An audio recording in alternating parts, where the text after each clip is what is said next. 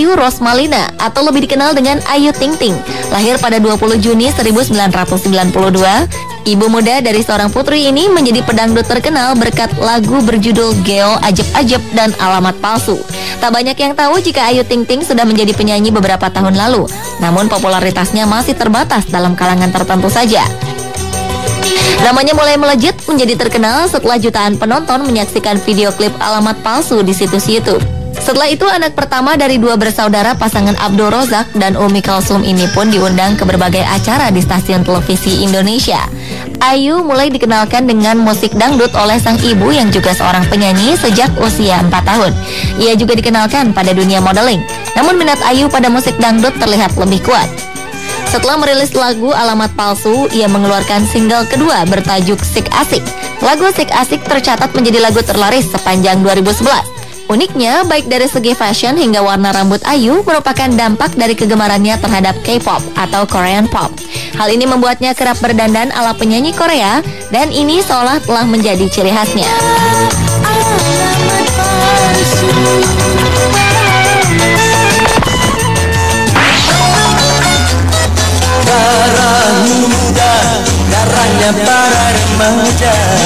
Berbicara tentang dangdut, sudah pasti kita harus berbicara tentang sang raja dangdut, Rhoma Irama. Pada tahun 70-an, Bang Haji telah menjadi penyanyi dan musisi ternama setelah sebelumnya jatuh bangun dalam mendirikan band musik. Beliau memulai dengan band bernama Gaihan pada 1963, kemudian pindah ke orkes Chandra Lekha, hingga akhirnya membentuk band sendiri bernama Soneta. Bersama Soneta, Rhoma tercatat pernah memperoleh 11 Golden Record. Rhoma juga terhitung sebagai salah satu penghibur paling sukses.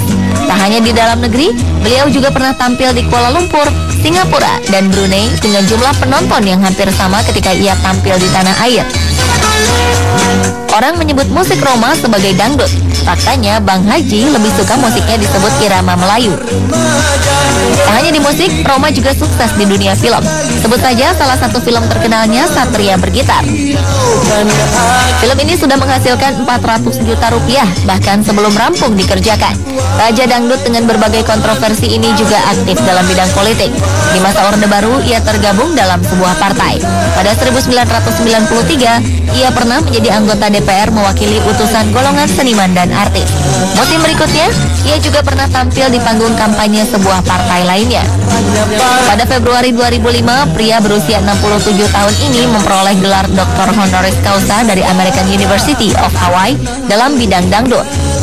Namun gelar ini dipertanyakan berbagai pihak, lantaran universitas ini diketahui tak memiliki murid sama sekali di Amerika Serikat sendiri, dan hanya mengeluarkan gelar doktor kepada warga Amerika Serikat di luar negeri. Universitas ini juga tidak diakreditasi oleh pemerintah negara bagian Hawaii. Selama karirnya, musisi pencipta lagu dan bintang layar lebar ini diperkirakan sudah menciptakan 685 lagu dan bermain di lebih dari 10 film. Para remaja yang berpikir sekali saja.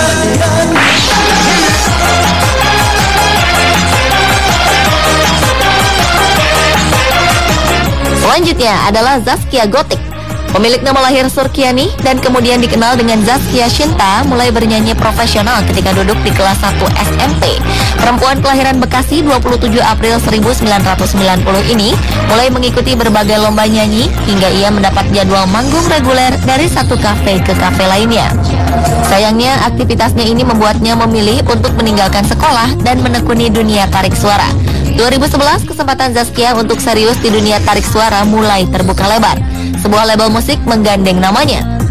Oktober 2011, single perdananya bertajuk 1 Jam mulai beredar di pasaran. Soal aliran musik, ia memilih aliran house pop dengan memadukan beat kencang. Pemilik trademark goyang itik ini juga menuai kontroversi. Sebuah grup duo bernama Demoka menggugat goyangan Zaskia karena dianggap mirip dengan goyangan mereka yang diberi nama Goyang Bebek. Zaskia sendiri beralasan goyangannya sudah menjadi ciri khas sejak ia pertama kali tampil pada 2005. Nama Goyang Itik juga merupakan pemberian masyarakat dan bukan inisiatif Zaskia sendiri. Keduanya pun sepakat berdamai dan tetap tampil dengan goyangan dan nama masing-masing. Hebatnya, Zaskia pernah meraih rekor muri karena membuat 7 video klip dalam satu hari.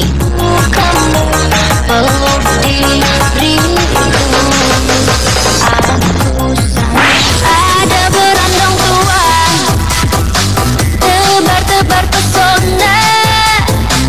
dangdut seperti sudah berjodoh dengan penyanyi kelahiran 11 November 1991 ini. Ayah, ibu, dan ketiga kakaknya ternyata juga terjun di dunia dangdut. Meski begitu, Siti Badriah pernah mencoba musik lain. Ia mengaku sempat menjadi anak band dengan membawakan lagu-lagu rock. Namun Siti sepertinya sudah terlanjur jatuh cinta dengan musik dangdut. Di awal karirnya ia sempat tertipu dan merugi hingga 100 juta rupiah oleh seorang produser gadungan. Melupakan duka akibat penipuan, Siti bangkit dan terus berjuang hingga namanya melejit lewat single Berondong Tua. Siti Badriah aktif menyanyi sejak kelas 2 SD. Saat itu Siti merupakan penyanyi keliling dan sering bernyanyi bersama penyanyi-penyanyi ternama.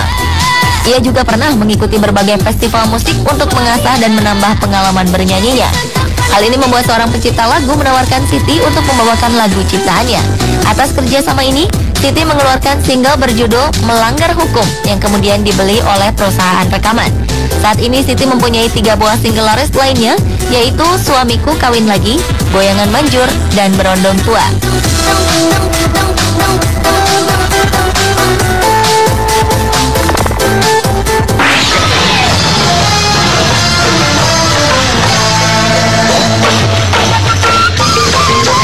Beralih ke Juwita Bahar.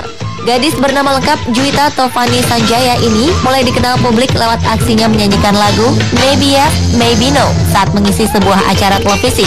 Namanya makin berkibar lewat sebuah sinetron. Dan kehidupan pribadinya sering disorot publik lewat perseteruannya dengan sang ibu Anissa Bahar. Sang ibu sempat tak mengakuinya sebagai anak karena berada di puncak popularitas. Penolakan ini begitu membekas pada diri Jui. Bahkan setelah ia koma selama 15 hari akibat penyakit radang otak, sikap Jui kepada sang bunda tetap sama, padahal sang ibulah yang membantu perawatannya. Namun kini hubungan keduanya sudah membaik. Jui sudah mengikuti jejak sang ibu sebagai penyanyi profesional. Album pertamanya berjudul Maybe Yes, Maybe No cukup dilirik pasaran. Di tengah menggeliatnya kembali musik dangdut, berbagai tawaran membanjirinya. Berkat lagu fenomenal Buka Dikit Jos, ia seolah tak henti-hentinya mendapat pekerjaan.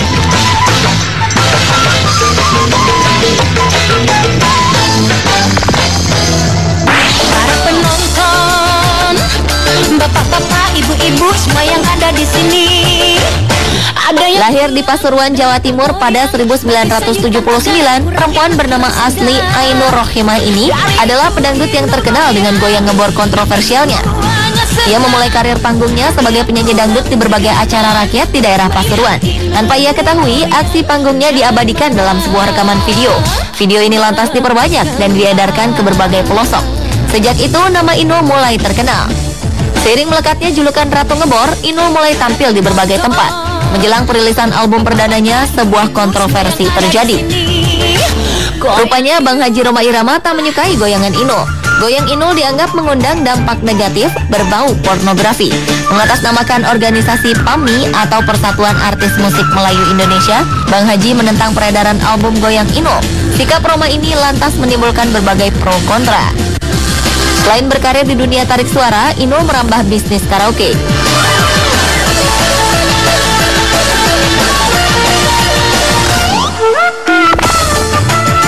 Pandangan pertama awal aku berjumpa seolah-olah. Ahmad Rafiq atau biasa dikenal dengan A. Rafiq merupakan aktor dan penyanyi dangdut populer di Indonesia.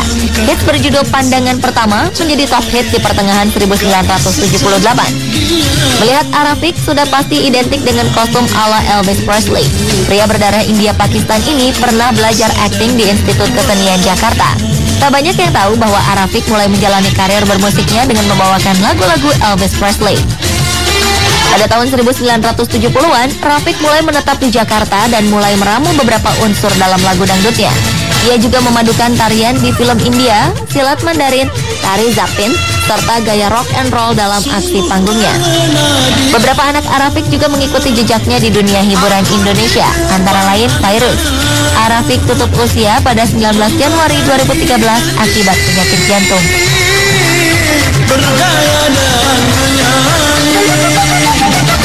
Pemirsa, inilah ketujuh pedangdut populer versi On The Spot. Dan kelembutan hatinya